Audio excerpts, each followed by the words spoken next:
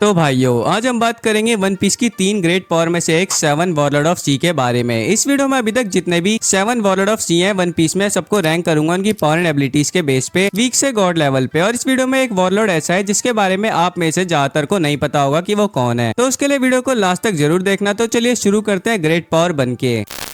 अब सबसे नीचे है लॉर्ड बगीडी क्लाउन, जो वीकेस्ट वॉरलॉर्ड है in the history of One Piece. और ये तो वीकेस्ट योनको भी है, जो पहले रॉजर के क्रू में था, और बगी डिलीवरी का फाउंडर भी है, जिसमें मर्सनरी को हायर करता था, और अभी तो एक क्रॉस गिल्ड का लीडर भी है, जिसके अंडर क्रोकोडाइल और मियोक काम करते हैं, जो बस ऐसा वर्ल्ड गवर्नमेंट को लगता है गलत फहमी की वजह से। और ऐसे ही गलत फहमी की वजह से ही ये एक वॉरलॉर्ड भी बना। और ये सब कई मायनों में बगी के साथ जो कुछ भी हुआ है उसमें इसका साथ लक ने बहुत ज्यादा दिया है, जिससे तो अभी क्रोकोडाइल और मियोक से कुत्तों की तरह पिटने के बाद भी वन पीस ढूंढने निकल चुका है। वैसे तो बगी एक वीकेस्ट वॉरलॉर्ड और योनको है, पर इसका जो डेल फ्रूट है most probably one of the strongest defensive devil fruit है, जो है 12-12 नोमी, जो एक पैरामीशिया टाइप डेल फ्रूट है, जो बगी को अलाउ करता है अपनी बॉडी को डिफरेंट पीसेस में कटने को, जिसका ये यूज ज्यादातर खुद को किसी स्लैश से प्रोटेक्ट करने के लिए करता है। वैसे इसके पास इतना अच्छा डिफेंसिव डेल फ्रूट है, पर फिर भी बगी एक बहुत ज्यादा डरपोक है, और ये बस अपने डेल फ्रूट की पावर को खुद को अटैक से डॉज के लिए यूज करता है। और अभी बगी के पास हाकी भी नहीं है, पर आगे फ्यूचर में हाकी आने के बहुत ज्यादा चांस है, तभी अपना लेवल बढ़ा पाएगा। और इसकी बाउंटी भी 3,189,000,000 बेरीज है, जो अभी लूफी से भी ज्यादा है। गेको मोरिया, जो कैप्टन था थ्रिलर बार्क पायरेट का, जिसके पास वन पीस वर्ल्ड की लार्जेस्ट शिप थी थ्रिलर बार्क। और जब ये यंग था तो गेको पायरेट का कैप्टन था, तब इसे काइडो का राइवल भी बोलते थे। तब इसके क्रू के ज्यादातर मेंबर की डेथ हो गई काइडो से फाइट के टाइम, जिसके बाद सदमे में आके गेको मोरिया पावर को गेन करने के लिए ज़ॉम्बीज की आर्मी का सहारा लेने वाला था, क्योंकि गेको मोरिया ने कागे कागे नोमी खाया है, जो एक पैरामीशिया टाइप डेल फ्रूट है, जो इसे अलाउ करता है कि एक कंट्रोल या मैनिफेस्ट कर सके शैडो को एक फिजिकल एंटिटीज की तरह, जिसकी वजह से ये चाहे तो खुद की शैडो को मैनिफेस्ट करने के साथ में दूसरों की शैडो को मैनिफेस्ट करके खुद के लिए लॉयल स्लेव बना सकता है। और जब दूसरों की सोल लेता है तो उन्हें डेड बॉडी में डाल के बॉडी को जिंदा करके ज़ॉम्बी बना सकता है। तो बस अपनी इसी पावर का यूज करके ज़ॉम्बी की आर्मी बनाना चाहता था, पर थ्रिलर बार्क आर्क में स्ट्रॉयड इसकी आर्मी के साथ में इसे भी डिफीट कर देते हैं, जिसके कारण से वर्ल्ड गवर्नमेंट की नजर में गेको मोरिया एक वीक बन गया, जिसे फिर 7 वॉरलॉर्ड से हटाने के लिए माइंडफोर्ड के बाद डोफ्लामिंगो और कुछ पैसिफिस्टाई से मारने की कोशिश करते हैं, पर ये बच जाता है। और जिनबे के हिसाब से भी गेको मोरिया अपनी शैडो की पावर को ज्यादा यूज करने लग गया था, जिससे अब ये वीक हो गया था। पर फिर भी ब्लैकबेर्ड, जो अपने क्रू में किसी भी वीक को शामिल नहीं करता है, उस तक ने गेको मोरिया को अपना सुबॉर्डिनेट बनने का ऑफर दिया था। और इसकी विल पावर इतनी थी कि इसने अपने अंडर 1000 शैडो को भी रखा था, शैडो एजगार्ड का यूज करके, जिससे ये बात तो पता चल जाती है जितना वीक हमें गेको मोरिया को दिखाया है उससे ज्यादा स्ट्रॉन्ग था ये, और आगे स्टोरी में वापस दिख सकता है। और इसकी बाउंटी भी 320 मिलियन बेरीज है। एडवर्ड वीविल, या कहूँ तो व्हाइट बेड जूनियर, क्योंकि ये खुद को world strongest man and strongest योनको व्हाइट बेड को अपना बाप बोलता है, और इसकी माँ मिस बकिंगम भी खुद को व्हाइट बेड का लवर बोलती है। और वीविल के पास इतनी ज्यादा पावर है कि किजारू तक ने इसकी एबिलिटी को यंग व्हाइट बेड से कंपेयर करा है। और ये तो इतना ज्यादा पावरफुल है कि इसने अकेले 16 पायरेट क्रू को डिफीट करा था, जो व्हाइट बेड के साथ थे, जिसमें एओ पायरेट भी थे। और जब मरीन्स इसे अरेस्ट करने के लिए गई थी तो इसने कम्प्लीटली खत्म कर दिया था सारे मरीन्स को जो इसे पकड़ने आए थे। और जब वापिस स्पिंक्स को प्रोटेक्ट करने के लिए दिखता है तो मरीन बहुत जल्दी रिट्रीट कर लेते हैं वीविल की पावर के डर से, जिसके कारण से मरीन ने अपनी ग्रेटेस्ट मिलिट्री पावर में से एक एडमिरल ग्रीन बुल को भेजा इसे पकड़ने के लिए। तब जाके ये पकड़ में आता है, तब भी इसने ग्रीन बुल से फाइट में भी सर्वाइव कर लिया, वही बहुत बड़ी बात है। और ये अपने फादर व्हाइट बेड की तरह ही नागी नाटा को यूज करता है वेपन के लिए, जो व्हाइट बेड के मूरा कुमोगारी जैसा सिमिलर है। और इसके पास तो आर्मामेंट और ऑब्जर्वेशन आकी भी है, साथ में इसकी बाउंटी 480 मिलियन बेरीज है। और अभी तक हमने जितना भी इसे देखा है उसके हिसाब से इसमें बहुत ज्यादा पोटेंशियल है, जो आगे स्टोरी में दिखाएगा ये। डेजर्ट किंग सर क्रोकोडाइल, जो फॉर्मर प्रेसिडेंट है mysterious crime syndicate baroque work का, और यही मेन विलन था एराबेस्ता आर्क का। लूफी से हारने के बाद जब इसके क्राइम एक्सपोज हो गए तो इसने वॉरलॉर्ड की पोजीशन को छोड़ दिया और इम्पेल डाउन में डाल दिया मरीन ने इसे। फिर लूफी के साथ इम्पेल डाउन से भाग गया ये भी, और माइनफोर्ड वॉर में इसने पहले व्हाइट बेड को मारने की कोशिश करी, फिर लूफी की हेल्प करी, और मरीन के हाथों से भागने के बाद से न्यू वर्ल्ड में गया। और 2 साल बाद जब वॉरलॉर्ड का सिस्टम खत्म हुआ तो इसे मियो को कॉन्टेक्ट करा। उसके बाद अपने उधार लेने के लिए बगी के पास गया, और तीनों ने एक साथ मिलकर क्रॉस गिल्ड को बना दिया, जिसमें क्रोकोडाइल और मियोक दोनों लीडर हैं। बस बगी को दोनों ने वर्ल्ड गवर्नमेंट की नजर में लीडर बना रखा है, जो गलत फहमी की वजह से हुई, ताकि दोनों क्रोकोडाइल और मियोक मिलकर अपना अंडरवर्ल्ड वाला काम कर सकें। और इन्होंने मरीन पे ही बाउंटी लगाना चालू कर दी। अब जब क्रोकोडाइल ने वॉरलॉर्ड को ज्वाइन करा था तब इसकी सेकंड लोएस्ट बाउंटी थी, जो 81 मिलियन बेरीज थी, जो बस बो हैनकॉक से ज्यादा थी। पर अभी क्रोकोडाइल की बाउंटी करंट में वन पीस के वर्ल्ड में वन ऑफ द हाईएस्ट है, जो है 1,965,000,000 बेरीज और क्रोकोडाइल ने सुना सुना नोमी जो एक लुगिया टाइप डेल फ्रूट है उसे खाया है, जिसके कारण से क्रिएट कंट्रोलर खुद की बॉडी को सैंड में ट्रांसफॉर्म कर सकता है, जिसकी वजह से ये लगभग कोई भी नॉर्मल अटैक लगने पे खुद की बॉडी को रिफॉर्म कर सकता है। और जब ये डेजर्ट में होता है तो इसका डेल फ्रूट की पावर लगभग इनविंसिबल हो जाती है, जिसकी वजह से लूफी को इसने 2 बार डिफीट भी करा था। और इस सैंड का यूज करके सैंडस्टॉर्म भी बना सकता है जो इतना ज्यादा स्ट्रॉन्ग होते हैं कि ये खुद भी कंट्रोल नहीं कर सकता, और ये तो किसी भी लिविंग या नॉन लिविंग थिंग से मॉइस्चर को एब्जॉर्ब कर सकता है बस अपने राइट हैंड से टच करके। और एक और बात, क्रोकोडाइल हाकी यूज नहीं कर सकता, पर अब सिचुएशन ऐसी हो चुकी है कि जल्दी क्रोकोडाइल भी हमें हाकी यूज करते हुए दिख सकता है, और आगे स्टोरी में क्रॉसगिल के साथ मिलकर अब क्रोकोडाइल कुछ तूफानी काम करेगा।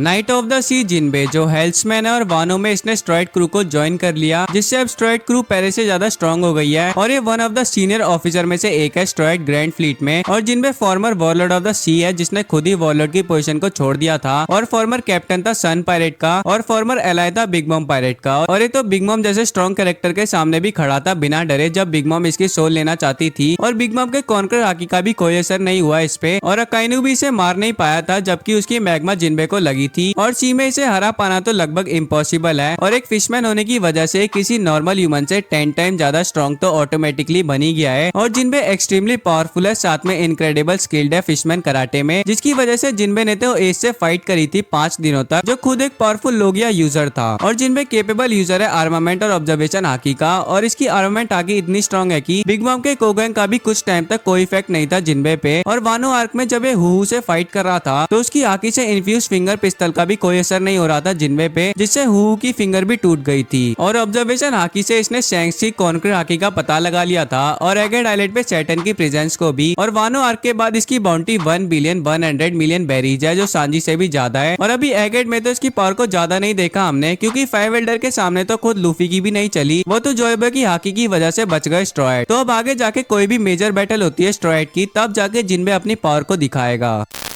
पायरेट एम्प्रेस बोआ हैनकॉक करंट कैप्टन है कूजा पायरेट की, और ये अभी अमेज़न लिली की एम्प्रेस है, जिसको स्नेक प्रिंसेस भी बोलते हैं। और इसकी स्ट्रेंथ इतनी ज्यादा है कि मरीन फोर्ट के टाइम पे उस टाइम के फ्लीट एडमिरल सेंगोकू ने भी बोआ हैनकॉक की स्ट्रेंथ को एक्नॉलेज करा था, और तभी मरीन फोर्ट वॉर में इसने अकेले ही बहुत सारे पैसिफिस्टा को डिस्ट्रॉय करा था। और जब मरीन और ब्लैकबेट पायरेट अमेज़न लिली पे आते हैं इसे कैप्चर करने के लिए, तो इसने मरीन और ब्लैकबेट पायरेट के बहुत सारे मेंबर को डिफीट करा था पत्थर में बना के। और बोआ हैनकॉक की विल पावर इतनी ज्यादा है कि जब ब्लैकबेट ने इसकी डेल फ्रूट की एबिलिटी को नलीफाई कर दिया था, तो तब भी इसने ब्लैक बेट के सामने हार नहीं मानी थी। और बोआ हैनकॉक के पास एक वुमेन का सबसे बेस्ट वेपन है, वो है ब्यूटी, जिसे कोई भी इसे देखता है तो बस इसके पीछे पागल हो जाता है, जिसके कारण से फिर ये अपने डेल फ्रूट पावर का बहुत अच्छे तरीके से यूज करती है, क्योंकि बोआ हैनकॉक ने मैरो मैरो नोमी जो एक पैरामीशिया टाइप डेल फ्रूट है उसे खाया है, जिससे जब तक कोई इसकी तरफ अट्रैक्शन दिखाएगा तब ये उन्हें पेट्रीफाई कर सकती है। और इसकी ब्यूटी के सामने ना तो कोई लड़का बच पाता है ना तो कोई लड़की, जिसके कारण से ये डेल फ्रूट बोआ हैनकॉक के लिए बेस्ट है। और अभी क्रोकोडाइल में बताया था इसने जब वॉरलॉर्ड को ज्वाइन कर रखा था तब इसकी लोएस्ट बाउंटी थी जो थी 80 मिलियन बेरीज, पर अभी बोआ हैनकॉक की बाउंटी 1,659,000,000 बेरीज है, जो करंट में बहुत ज्यादा है। और इसके पास तो तीनों टाइप की हाकी भी है, बाकी ये फाइनल वॉर में लूफी के लिए 99% आएगी।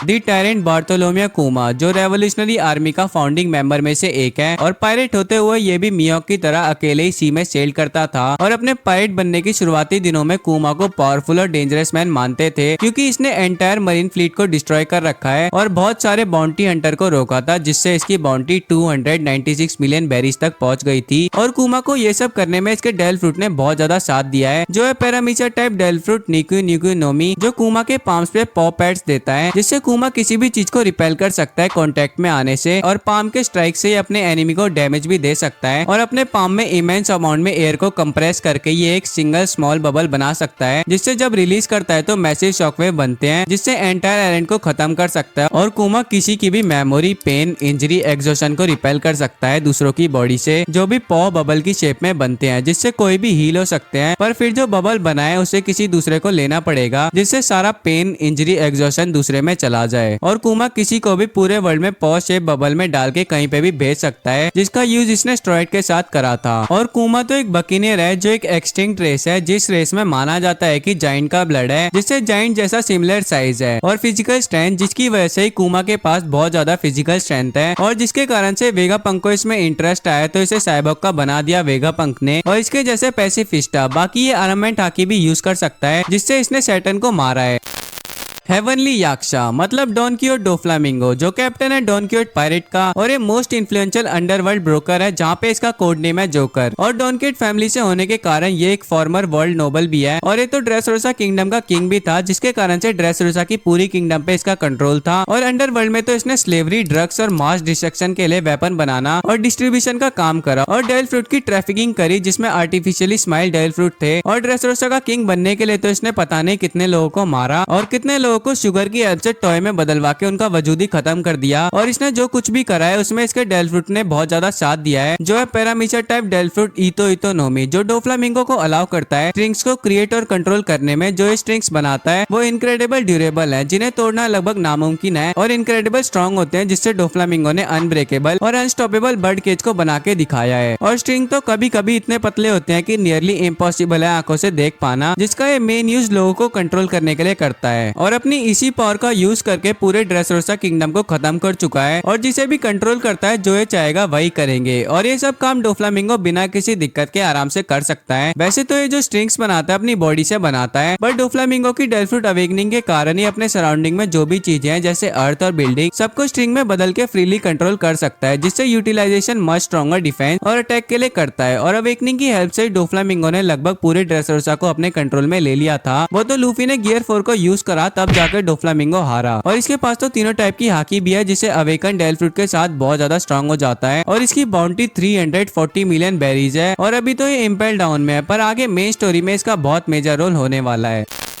ट्रफॉल्गर डी वाटरलो फर्स्ट जनरेशन का मेंबर है और कैप्टन है हर्ट पायरेट्स का, जिसे सर्जन ऑफ डेथ भी बोलते हैं इसके डेल फ्रूट के कारण, क्योंकि लॉ ने अल्टीमेट डेल फ्रूट ओपे ओपे नोमी खाया है, जो एक पैरामीटर टाइप डेल फ्रूट है, जिससे ये अपनी पावर को यूज करके रूम बनाता है जहाँ का ये भगवान बन जाता है और कुछ भी कर सकता है उस रूम में, जैसे किसी को आधा काट देना फिर भी वो जिंदा रहेगा, लोगों की सोल्स को एक्सचेंज करना, थिंग्स की लोकेशन स्वैप करना। और अब इसका डेल फ्रूट भी अवेकन है तो ये अपनी पावर को छोटी चीजों से लेके बड़ी चीजों पे यूज कर सकता है, जैसे बिग मॉम को गूंगी करके डिफीट करा था इसने किड के साथ। वैसे आपको अगर सारे अवेकन डेल फ्रूट के बारे में जानना है तो मैंने वीडियो बना रखी है, आई कार्ड और डिस्क्रिप्शन में डाल दूंगा, इस वीडियो के बाद देख लेना। तो चलो अब आगे बढ़ते हैं। लॉ तो वैसे एक बहुत अच्छा फाइटर भी है, जो इसने बहुत से स्ट्रॉन्ग कैरेक्टर से फाइट करके दिखाया है, जिसमें अभी वानो में काइडो और बिग मॉम जैसे स्ट्रॉन्ग कैरेक्टर से फाइट करना, किड, लूफी, जोरो, किलर के साथ, बाद में किड के साथ मिलके बिग मॉम से खतरनाक फाइट करके बिग मॉम को डिफीट करना, और अभी ब्लैक बेड से भी फाइट करी इसने, जिसमें थोड़ा बहुत ब्लैक बेड को टक्कर दे पाया, पर ब्लैक बेड के यामी यामी नोमी के आगे इसका अवेकन डेल फ्रूट भी नहीं चला, जिससे इसकी डिफीट हो गई। और ये एक स्किल्ड स्वॉर्ड्समैन भी है और अपनी स्वॉर्डमैन चिप के साथ अपने डेल फ्रूट की पावर को भी यूज करता है, और इसके पास आर्मामेंट और ऑब्जर्वेशन हाकी भी है। और अभी तो इसकी बाउंड्री 3 बिलियन है, जो बहुत ज्यादा है वन पीस की हिस्ट्री को उठा के देखे तो। और अभी तो लॉ अपनी पावर को आगे अच्छे से दिखाएगा स्टोरी में, जब खतरनाक रिटर्न करेगा तब। तो अब एक ऐसे वॉरलॉर्ड की बात करते हैं जिसके बारे में अभी हाल ही में ओडा सेंसे ने बताया है, वो है हानाफुडा, also known as king of lizard, जो एक फॉर्मर वॉरलॉर्ड है जिसे एस ने डिफीट करा था, तो तभी शायद से इसने वॉरलॉर्ड की पोजीशन छोड़ दी, जिससे फिर कुमा वॉरलॉर्ड बनता है इसकी जगह पे। और वैसे तो ये एस से हारा था, पर एक खुद में बहुत ज्यादा स्ट्रॉन्ग था, क्योंकि पहली बात ये वॉरलॉर्ड था और इसका काम था जोन टाइप डेल फ्रूट को कलेक्ट करना, उसमें भी एंशिएंट जोन टाइप, तो ऐसा काम करने वाला कोई छोटा कैरेक्टर तो होगा नहीं। और ये अपने साथ एक लार्ज कुसारी गामा यूज करता था, जो स्पाइक मेटल बॉल के साथ अटैच था। और इस वीडियो में मैंने इसे रैंकिंग में नहीं करा क्योंकि ज्यादा इन्फॉर्मेशन नहीं है इस पे, पर शायद से इसे गेको मोरिया के ऊपर मान सकते हैं। तो अपने नेक्स्ट वॉरलॉर्ड पे चलते हैं, वो है Marshall D Teach, also known as Blackbeard. अभी करंट का योनको है और कैप्टन है ब्लैक बियर्ड पायरेट का, जो one of the most strongest pirate crew में से एक है। तो इनका लीडर होने की वजह से ब्लैक बियर्ड खुद ही स्ट्रॉन्ग हो जाता है, और इसने तो वॉरलॉर्ड में शामिल होने के लिए पहले लूफी को पकड़ने की कोशिश करी, पर लूफी भाग गया, तो एस खुद ही आ गया इसके पास खुद को पकड़वाने, जिसको डिफीट करके मरीन को देके ब्लैक बियर्ड वॉरलॉर्ड में शामिल हो गया। और जब ब्लैक बियर्ड वॉरलॉर्ड में शामिल हुआ तो तब ब्लैक बियर्ड की बाउंटी 0 थी, और वॉरलॉर्ड बन के इम्पेल डाउन में जाता है और लेवल 6 के खतरनाक प्रिजनर को अपने क्रू में शामिल करके मरीन फोर्ट जाके व्हाइट बेड को मार के व्हाइट बेड का गुरा गुरा नोमी लेता है, जिससे एक लौता कैरेक्टर बन गया जिसके पास 2 डेल फ्रूट हैं, एक यामी यामी नोमी जिसकी एबिलिटी से दूसरे डेल फ्रूट पावर को नलीफाई कर सकता है, जिससे इसने एस, व्हाइट बेड, लॉ, बोआ एनकॉक जैसे स्ट्रॉन्ग कैरेक्टर को डिफीट करा। और गुरा गुरा नोमी भी अब अच्छे से यूज करने लगा है, जिससे स्ट्रॉन्ग कैरेक्टर में से एक बन गया। और वैसे तो डेल फ्रूट लेने से पहले ये इतना ज्यादा स्ट्रॉन्ग था कि शैंक्स जैसे स्ट्रॉन्ग के मुंह पे स्कार दिया है इसने, और ये आर्मामेंट और ऑब्जर्वेशन आकी भी यूज कर सकता है। और अभी इसकी बाउंड्री 3 बिलियन 196 मिलियन बेरीज है, जो करंट में बस चैंक्स से कम है। और आगे जाके लूफी और चैंक्स दोनों के लिए सबसे ज्यादा खतरा यही बनेगा। और अभी तो अपना थर्ड डेल फ्रूट भी लेगा ये, जिससे पहले से ज्यादा स्ट्रॉन्ग हो जाएगा। पर अब इससे भी ज्यादा स्ट्रॉन्ग कैरेक्टर है जो एक वॉरलॉर्ड है, वो आपने गेस कर ही लिया होगा, वो है ड्रैकुल हॉकाई मियोक, जो है वन पीस वर्ल्ड का स्ट्रॉन्गेस्ट स्वॉर्ड्समैन, जिसके आगे किसी की भी नहीं चलती। और ये तो कुमा के साथ एक लौता ऐसा पायरेट है जो वन पीस वर्ल्ड में अकेले सेल करता है। और ये तो एक मरीन हंटर भी है, जिसने पहले बहुत सारे स्ट्रॉन्ग मरीन ऑफिसर को डिफीट करा है, जिसके बाद ये जिनका हंट करता है उनके साथ मिलकर एक वॉरलॉर्ड बन गया। और यही था पहला वॉरलॉर्ड जिसे हमने स्टोरी की शुरुआत में देखा था, जिसने उस टाइम के जोरो को बहुत इजीली डिफीट करा था। उसके बाद मरीन फोर्ट में दिखा था, जहाँ पे इसका रॉ भी अलग लेवल पर था और इसने वहां पर इजीली बर्फ के पहाड़ को भी काटा था। और इसने लूफी, विस्ता, दास बोनस से फाइट करी थी। और शैंक्स का राइवल भी था जो डेली बेसिस पे डुअल करते थे। और मियोक स्वॉर्डमैनशिप में शैंक्स से भी ज्यादा स्किल्ड है, और जिसके कारण से मियोक बहुत ही ज्यादा स्ट्रॉन्ग है हाकी में, क्योंकि शैंक्स से फाइट करने में हाकी बहुत ज्यादा इंपॉर्टेंट है, जो तो हमने किड के साथ देख ही लिया है क्या हालत हुई है किड की। और मियोक के पास एडवांस आर्मामेंट हाकी भी है, जिसके कारण से इसने अपनी स्वॉर्ड योरू को ब्लैक ब्लेड में बदला है। और ऑब्जर्वेशन हाकी तो है ही इसके पास। और मियोक तो हाकी दूसरों को भी सिखा सकता है, जैसे कि इसने टाइम स्किप के टाइम पे जोरो को आर्मामेंट हाकी भी सिखाई थी। और शायद से कॉन्कर हाकी भी होगा इसके पास, जो अब ये फाइनल वॉर में जोरो से फाइट करते टाइम दिखाएगा अपनी मैक्स पावर के साथ। उससे पहले ये शायद से शैंक्स से वापस डुअल कर सकता है, क्योंकि अब एक क्रॉस गिल्ड का पार्ट है और एक क्रॉस गिल्ड के साथ वन पीस ढूंढने निकल चुका है। और मियोक को तो एक योनको के लेवल पे भी कंसिडर करते हैं, और इसका मन करता तो ये योनको भी बन सकता था। तो भाइयों, ये वीडियो यहीं तक थी। वीडियो कैसी लगी कमेंट करके बताओ। वीडियो पसंद आई हो तो लाइक करो, चैनल पे नए हो तो सब्सक्राइब करो। मैं मिलता हूँ आपसे नेक्स्ट वीडियो में। सायोनारा।